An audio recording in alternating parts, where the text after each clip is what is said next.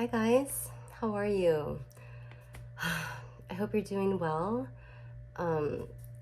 Okay, today I want to introduce a concept to you that I didn't come up with myself. I found it on, his name is Jay Reed. He's a psychologist, and he talks a lot about narcissism on YouTube, mostly like parental narcissism, right? Like where it all starts. And yeah, so this is his concept, okay, of okay, this is a potato, okay? It's not hot, but his concept is the hot potato of worthlessness, okay? And and I'm not going to explain it like he does because I'm not a psychologist, but I want to share the information because it's something I'm going to be referring to a lot now that I've heard it, because it breaks it down in a real like it's just easy to understand, okay? Because a lot of times we go through this like narcissistic abuse, this childhood, and you know, we don't have the terminology to describe like the abuse, like what we've been put through and what it steals from us. Okay, so in this video, we're going to talk about the hot potato of worthlessness, okay? And it comes from, it's not yours, all right? But you got tricked into holding it by, in my case, it was my mom, right? But whoever your narcissistic parent is, sometimes it, you know, it could have been by accident, you know, like parenting is hard, okay? But narcissism is not okay, okay? And it's not a fucking accident, all right? Like, give me a break. I mean, it's they're pathological, but okay. Anyways, so this is how it works. Your parent, okay? They had this hot potato of worthlessness that was given to them from their parents, okay? For whatever reason, it's a generational curse, okay? So your parent, you know, has you, you're your little baby, right? And they're supposed to love you. They're supposed to reflect back to you that you are loved, that you are worthy, right? They're supposed to mirror that to you. Well, if your parent is somebody that was holding one of these, right, they don't do that, okay? And if there's two children, they pick one to be the scapegoat and one to be the golden child, okay? So I was a scapegoat, right? If you're watching my channel, if you find yourself on the spiritual warrior path, you're a twin flame or, you know, light worker, starseed, you know, you might be the scapegoat too. Okay, so your parent has this potato, right? And so the way Jay Reed describes it is, it's like they play this game with you, okay? Game of hot potato. And whoever's holding the hot potato when the music turns off is stuck with it. So your parent plays this game with you, but they're also in control of the music, okay? It's rigged in their favor. So you get stuck holding the potato and they have all the control. Like, this is, narcissistic parenting should be illegal. It's, you're a prisoner. You're their prisoner, okay? It's like worse than, it's like human trafficking, but they own you, and it's legal for them to treat you this way, okay? Like, see, Child Protective Services, they don't come and save you from like the psychological torment of like feeling unloved and unworthy. Okay, I'm sorry, I'm going off on a tangent.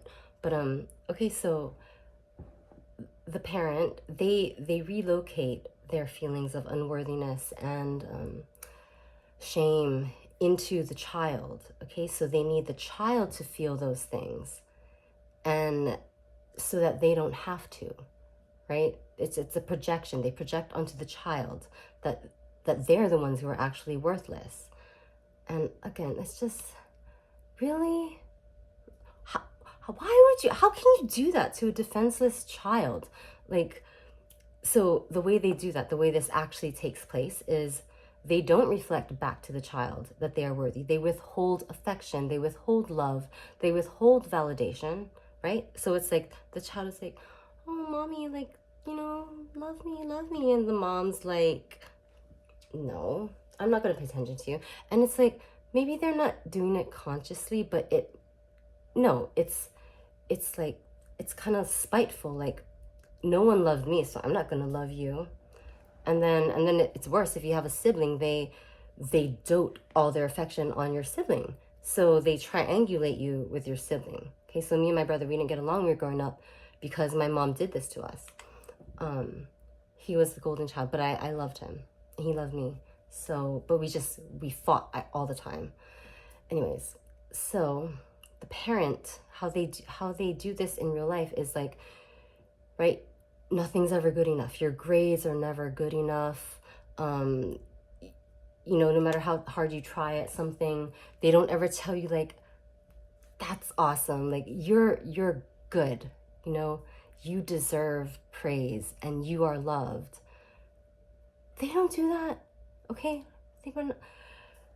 That's how they, so when someone's not telling you that you're worthy, right, by not giving you the love, you grow up with that void. They create the void. You know, that void that you fill with addiction and sex and other people, and it's empty. You just keep trying to fill this void and it never gets full, right? Your cup is never full because because your parent created that void for you. Okay, you came from heaven, or from God, whole and complete and loved and worthy. Your parent is the one that makes you believe otherwise, okay, by not giving you all the love that you deserve. So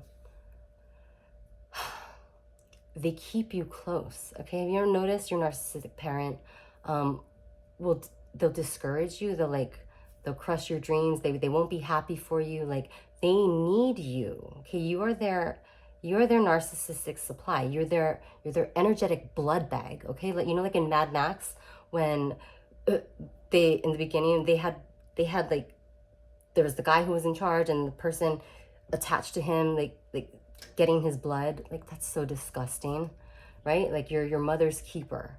That's the only, no, really, in their mind, the only reason you exist is to fulfill their emotional deficit, okay?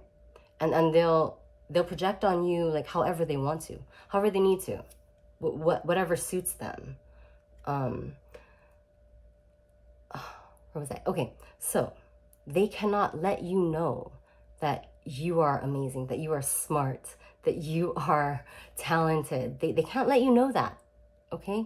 Because even if they think they love you, if you know your own value, you're not going to be holding this potato anymore. They're fucked, right? So they're deathly afraid of holding this potato. So they also probably, I should hope, incur like a lot of guilt for doing this to their child, okay? Which is more so why they can't face themselves, okay? So when you do your healing, okay, I did my healing, you're never gonna fully heal having this parent in your life, because they cannot let you know that you are worthy, because it means they have to take the potato back, and they need you to hold this. That's the only reason why you exist, okay, to them. And again, take this if it resonates, okay?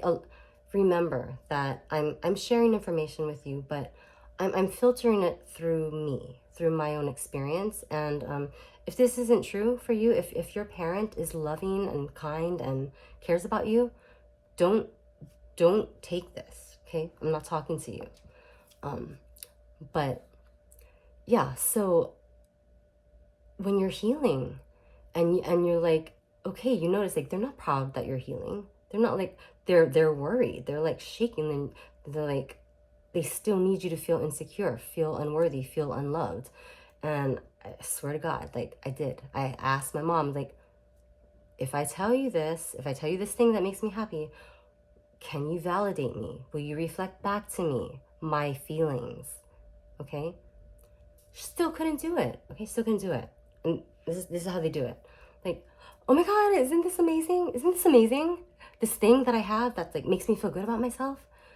And your narcissistic parent responds like this, like, oh, yeah, it's okay. It's all right. Yeah. Yeah. Like, give me a break, okay? Like, really? Wow. Wow. They just can't. Like, physically incapable. So yeah, that is the hot potato of work. You know, you don't have to hold. I was like, you know what? I'm not fucking holding your potato no more. No, you hold that shit, okay? Not it. I'm not a child anymore. You don't get to make me hold your stupid fucking potato of worthlessness, all right?